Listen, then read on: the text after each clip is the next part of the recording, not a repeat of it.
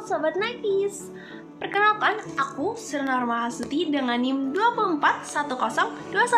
24102112020202 yang akan mempresentasikan hasil tugas aku sebagai tugas untuk memenuhi UAS.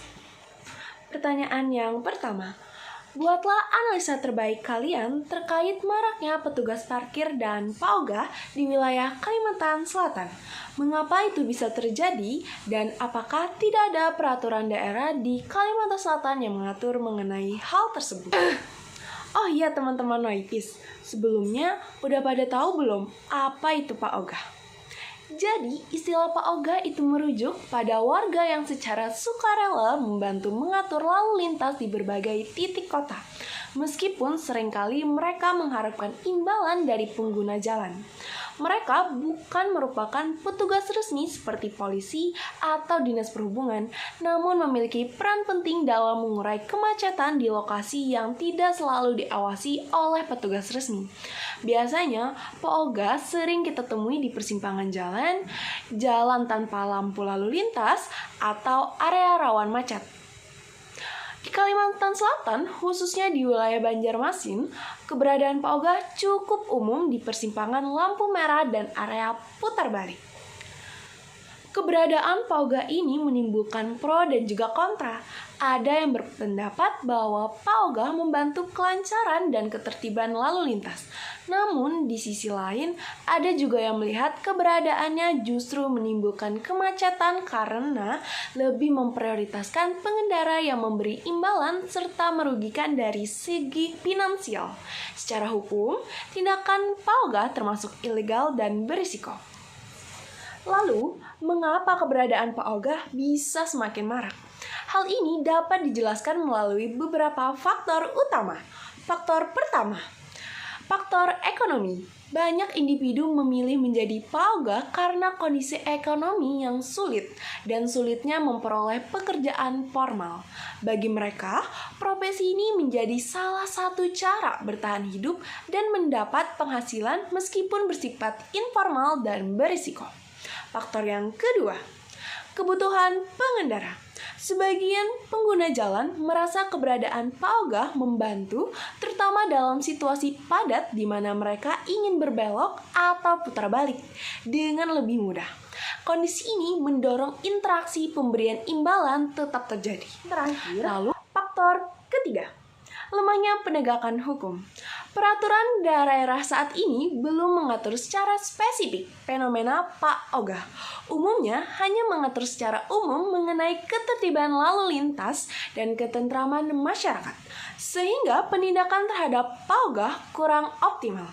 Selain itu, dari pengamatan saya di lapangan, keberadaan PAOGA sudah menjadi semacam kebiasaan atau kewajaran sosial di Banjarmasin.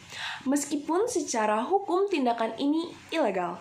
Namun, hingga kini pemerintahan daerah belum menetapkan regulasi yang tegas untuk mengatur dan mengendalikan fenomena ini. Adakah peraturan daerah yang mengatur soal PAOGA di Kalimantan Selatan? Di beberapa daerah seperti kota Banjarbaru, penertiban terhadap PAOGA dilakukan berdasarkan perda yang mengatur ketertiban umum dan ketentraman masyarakat. Sebagai contoh, Perda nomor 6 tahun 2014 tentang ketertiban umum dan ketentraman masyarakat kota Banjarbaru mengatur larangan bagi siapa saja yang tidak berwenang mengatur lalu lintas di persimpangan, tikungan, atau putaran jalan dengan tujuan mendapatkan imbalan jasa. Pelanggaran terhadap ketentuan ini dapat dikenakan sanksi pidana berupa kurungan maksimal 6 bulan atau denda hingga 50 juta rupiah. Sementara itu, di kota Banjarmasin, meskipun tidak ditemukan perda yang secara khusus menyebutkan istilah PAOGA dan mensyaratkan sanksi secara rinci seperti di Banjarbaru, penertiban umumnya didasarkan pada Undang-Undang Nomor 22 Tahun 2009 tentang Lalu Lintas dan Angkutan Jalan Dalam. Selain itu, beberapa perda terkait ketertiban umum di Banjarmasin juga menjadi dasar hukum pendukung dalam menindak kegiatan yang mengganggu ketertiban di jalan seperti Perda Nomor 9 Tahun 2008 mengenai kebersihan, keindahan, dan ketertiban. Sehingga kesimpulannya bisa ditarik, meskipun ada beberapa PAOGA yang memiliki niat membantu dan mencari penghidupan, tidak sedikit pula yang hanya mengharapkan imbalan tanpa memberikan kontribusi yang seimbang. Karena itu, fenomena ini kerap menjadi persoalan bagi ketertiban lalu lintas dan hukum di daerah. Pertanyaan yang kedua, carilah beberapa observasi kalian lebih dari 2 kasus, kiranya hal atau ihwal apa saja yang belum ada diatur oleh peraturan daerah di Kalimantan Selatan saat ini. Baik dalam konteks kekosongan hukum, kekabaran hukum, atau adapun konflik aturan satu dengan satunya yang lain. Dalam konteks kekosongan hukum, yang pertama, pengangkatan PPPK paruh waktu. Pada 2025, Kalimantan Selatan, terutama Banjarmasin, menghadapi masalah serius terkait pengangkatan pegawai pemerintah dengan perjanjian kerja atau PPPK paruh waktu. Ribuan PPPK sudah lulus seleksi namun bergantung pada surat keputusan atau SK pengangkatan yang belum terbit, sehingga mereka mengalami ketidakpastian hukum dan keuangan. Peraturan daerah di daerah belum mengatur secara rinci mekanisme pengangkatan, verifikasi dokumen, dan tata kelola administratif yang memadai. Akibatnya, pemerintah daerah terus menunggu instruksi pusat, beban kerja BKD bertambah, dan semangat tenaga honorer menjadi menurun. Hal ini menunjukkan kekosongan hukum yang melemahkan pengelolaan ASN non-honorer secara lokal. Yang kedua, digitalisasi kenotariatan. Perkembangan digital menuntut transformasi layanan kenotariatan di Kalimantan Selatan, misalnya penggunaan akta elektronik dan tanda tangan digital untuk mempercepat dan mempermudah transaksi hukum terutama dalam sektor properti. Namun, saat ini belum ada peraturan daerah yang mengatur validitas dokumen digital, standar keamanan data, dan integrasi dengan sistem nasional seperti SABAHN. Kekosongan aturan ini menyebabkan ketidakpastian hukum, resiko penyalahgunaan data, dan berpotensi menurunkan kredibilitas profesi notaris di daerah. Regulasi nasional ada, namun belum diadaptasi oleh peraturan daerah, hingga praktisi lokal masih bingung dan rentan terhadap kesalahan hukum. Dan yang terakhir, yang ketiga, pengelolaan ekosistem gambut di Kalimantan Selatan. Kalimantan Selatan memiliki lahan gambut yang luas dan rentan kebakaran hutan dan lahan. Regulasi nasional tentang pengelolaan gambut masih terlalu umum dan tidak mempertimbangkan kondisi lokal, seperti kedalaman gambut, zonasi, dan praktik masyarakat adat. Belum adanya peraturan daerah yang mengatur secara spesifik kewajiban pencegahan karhutlah, standar muka air, pembangunan kanal anti-drainase, serta pemberdayaan masyarakat melalui pendekatan kearifan lokal menyebabkan perlindungan ekosistem gambut lemah. Padahal, peraturan daerah ini penting untuk memastikan penegakan sanksi administratif lebih cepat, menjaga keberlanjutan lingkungan, dan membantu mitigasi perubahan iklim secara efektif di tingkat provinsi. Secara keseluruhan, kesimpulan yang kita bisa ambil yaitu ketiga contoh di atas menampilkan pola serupa, yaitu ketergantungan pada regulasi nasional yang minim adaptasi lokal, sehingga terjadinya kekosongan hukum yang menciptakan ketidakpastian, menghambat efisiensi pemerintah daerah, dan melemahkan perlindungan masyarakat serta lingkungan. Oleh karena itu, sangat mendesak bagi Kalimantan Selatan untuk menyusun peraturan daerah yang komprehensif yang mengatur aspek-aspek tersebut secara spesifik dan kontekstual, guna menjalankan tata kelola pemerintahan yang lebih efektif dan adil, serta berkelanjutan. Yang ketiga, perubahan kewenangan pengelolaan minerba melalui Undang-Undang Nomor 3 Tahun 2020 memindahkan banyak kewenangan daerah ke pusat. Apakah sentralisasi kewenangan minerba bertentangan dengan semangat otonomi daerah? Jelaskan dampak hukum dan sosialnya bagi daerah penghasil. Pengelolaan Mineral dan Batu Bara atau Minerba melalui Undang-Undang Nomor 3 Tahun 2020 memindahkan banyak kewenangan dari pemerintah daerah ke pemerintah pusat. Perubahan ini mengurangi peran pemerintah daerah dalam mengatur, mengawasi, dan mengelola aktivitas pertambangan di wilayah masing-masing yang sebelumnya diatur dalam Undang-Undang Nomor 23 Tahun 2014 tentang pemerintahan daerah. Hal ini menimbulkan konflik antara semangat otonomi daerah dan prinsip sentralisasi, sehingga tata kelola Minerba menjadi bersifat top-down. Dari sisi hukum, pengurangan kewenangan daerah dalam pemberian izin usaha pertambangan dan pengawasan menyebabkan ruang gerak otonomi daerah pemerintah daerah kehilangan kesempatan untuk mengelola sumber daya alamnya secara mandiri yang berdampak pada berkurangnya peran dalam pembinaan dan pengawasan. Padahal, delegasi kewenangan kepada daerah tetap dimungkinkan melalui pasal 35 ayat 4 Undang-Undang Minerba, di mana pemerintah pusat dapat mendelegasikan kewenangan pemberian izin ke tingkat provinsi, dengan catatan harus mempertimbangkan prinsip efisiensi, efektivitas, dan kapasitas daerah. Namun, delegasi ini bersifat delegatif, bukan atributif, sehingga kewenangan tetap berasal dari pusat, bukan melekat langsung pada daerah. Secara sosial, sentralisasi ini menimbulkan ketidakpuasan dan potensi konflik di daerah penghasil akibat berkurangnya manfaat langsung bagi pemerintah daerah dan masyarakat lokal. Daerah kehilangan sebagian besar pendapatan asli daerah dari pajak, retribusi, dan royalti Minerba, sehingga meningkatkan ketergantungan fiskal daerah pada bantuan pusat. Ketidakadilan ini dapat memicu frustasi dan ketegangan sosial, apalagi jika pengawasan pusat kurang responsif terhadap kondisi dan kebutuhan lokal. Meskipun demikian, tujuan sentralisasi adalah menciptakan tata kelola Minerba yang lebih seragam, efisien, dan mengurangi praktik korupsi serta perizinan tumpang tindih. Keberhasilan ini sangat bergantung pada kemampuan pemerintah pusat melakukan pembinaan, pengawasan, dan koordinasi. Yang terakhir yaitu pertanyaan yang keempat. Silakan riset mengenai pemberitaan tudingan Menteri Keuangan Pak Purbaya Yudi Sadewa terkait adanya dana pemerintah daerah yang diendapkan di beberapa daerah otonom dan alasan dibalik lambatnya penyerapan anggaran tersebut. Apakah Kalimantan Selatan juga termasuk? Dan bagaimana dampak serta respon dari pemerintah Kalimantan Selatan? Apakah Bapak Gubernur Muhyiddin tetap dengan ciri khas kurihnya atau tersulut tensi tinggi? Pada September 2025, Menteri Keuangan yaitu Bapak Purbaya Yudi Sadewa mengungkapkan bahwa adanya dana pemerintah daerah yang mengendap di perbankan nasional mencapai 244 triliun rupiah, meningkat 12,17% dari tahun sebelumnya.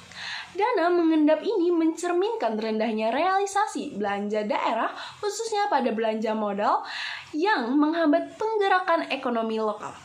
Purbaya menegaskan pentingnya pengelolaan dana yang transparan agar tidak menimbulkan temuan negatif oleh BPK dan mendesak percepatan penyerapan anggaran oleh pemerintah daerah. Menteri Dalam Negeri Tito Karnavian menjelaskan beberapa penyebab lambatnya penyerapan anggaran, antara lain yaitu proses pencairan dana yang rumit, sikap hati-hati pemerintah daerah guna menghindari risiko korupsi, kurangnya pengawasan pimpinan daerah, pergantian kepala daerah, serta ketergantungan pada transfer keuangan pusat yang terkadang tertunda.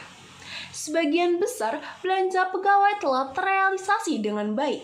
Namun, belanja modal dan barang atau jasa mengalami penurunan sehingga menyebabkan dana mengendap. Beberapa pemerintah daerah seperti Jawa Barat dan DKI Jakarta memberikan klarifikasi bahwa dana mengendap lebih merupakan kas daerah aktif dalam rekening giro atau deposito yang digunakan secara berkala, bukan dana diam.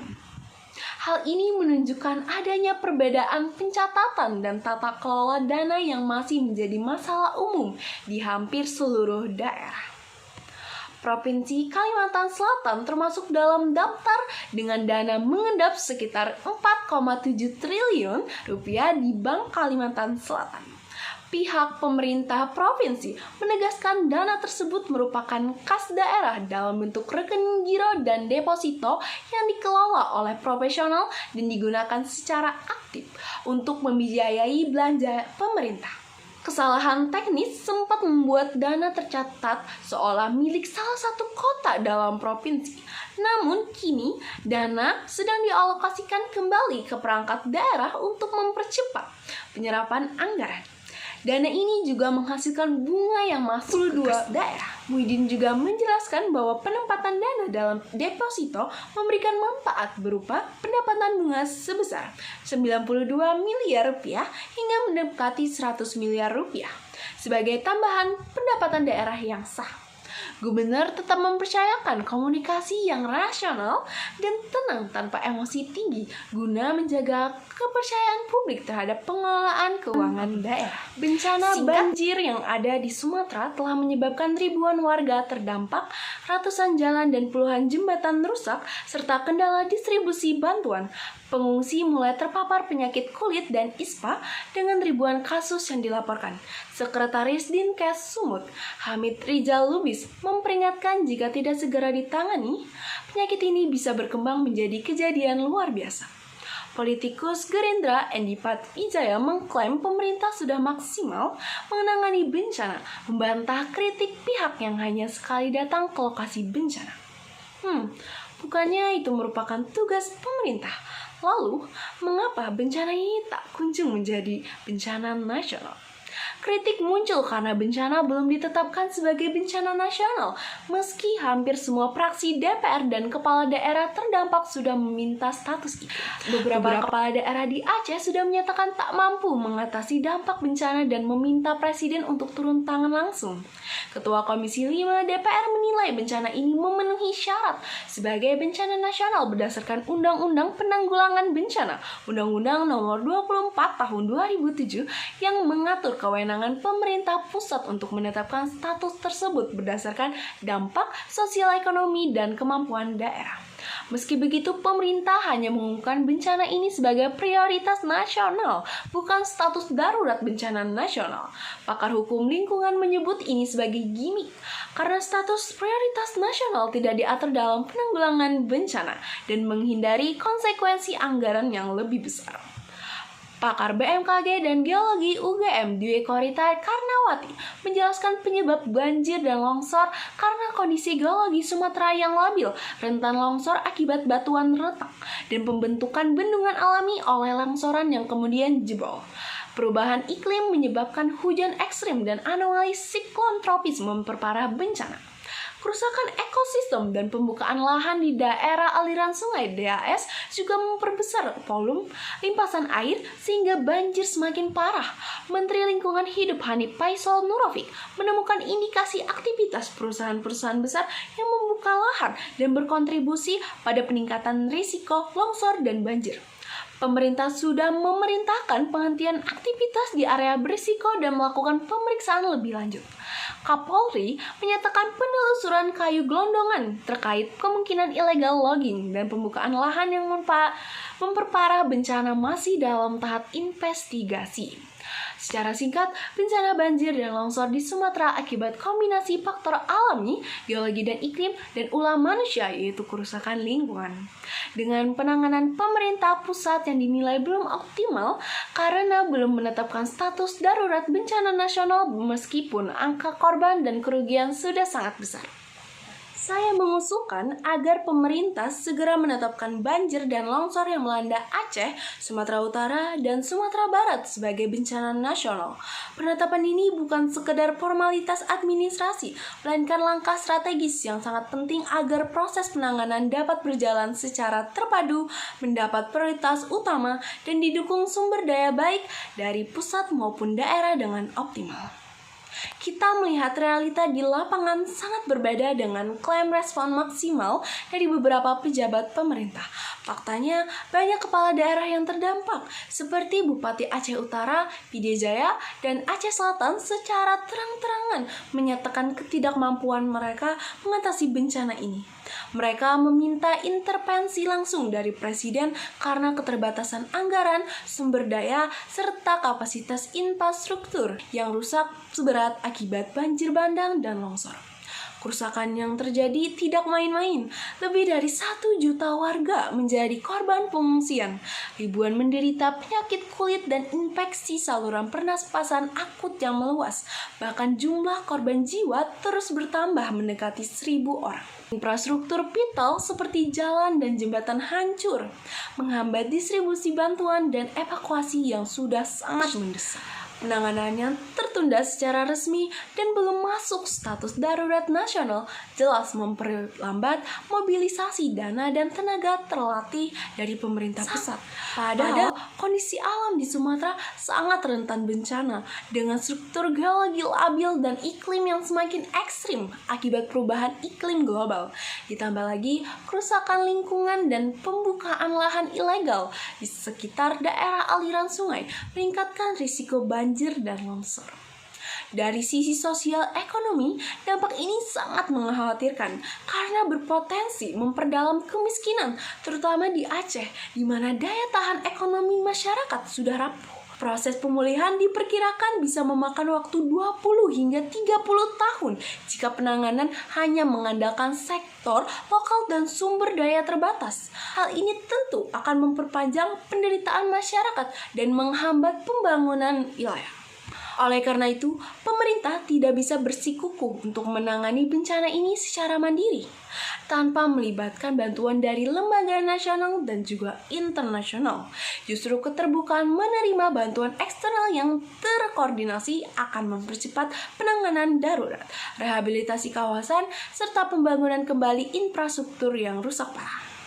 Segmen ini merupakan segmen khusus untuk bencana banjir yang ada di Sumatera. Pray for Sumatera. Cepat sembuh Sumatera. Terima kasih banyak untuk teman-teman yang sudah menonton. Semoga kita selalu diberikan kelancaran dalam menuju masa depan. Amin ya rabbal alamin. Terima kasih.